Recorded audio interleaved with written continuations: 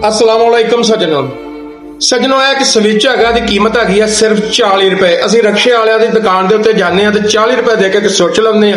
मसला की है 2-3 माह बाद सड़ जाता। मैंने किसी दोस्त ने मशवरा दिता कि यार लारी अड्डे जावी, अच्छा स्विच मिलेगा, कोई साल खंड तेरा लंघ जाएगा। मैं सर लारी अड्डे तो जाके एक नवा स्विच खरीदिया वा। जिस टाइम मैं स्विच खरीद के बाहर आया तो मैं खोल के मैं चैक तो कर लिया, मैंने दिता 140 रुपए का।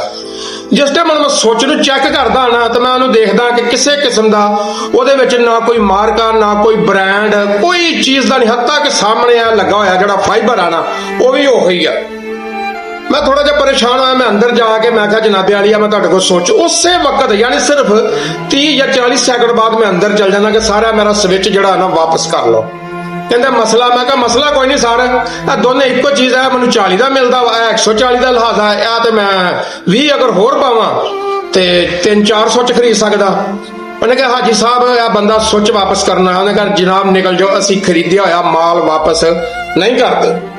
खैर अगर कोई आम बंदा होंदा तो मैं उहदे नाल बहस करदा, मगर जिस टाइम मैं सोचा ना कि इन्हें हाजी साहब आख्या वा, फिर मैंने एहसास होया वो हो इस टाइम जो वक्त जा रहा ना 14-15 लाख रुपया लगता हाजी बनने के उत्ते, बेशक इंसान बनने के उत्ते 1 रुपया नहीं लगता।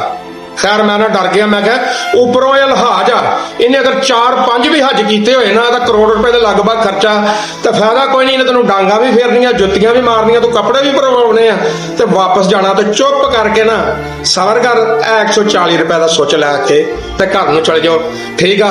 तो उस तरह सानू हाजी अलहाज दसदे आ कि सरकार ने फरमाया भी अगर कोई चीज़ वापस करना आवे ना उन्हें प्यार दे नाल चुम के ते रख लो। ये गल सिर्फ जिहड़ी आ ना लफ्जां दी हद तक आ, इहदा हकीकत दे नाल कोई तल्लक नहीं।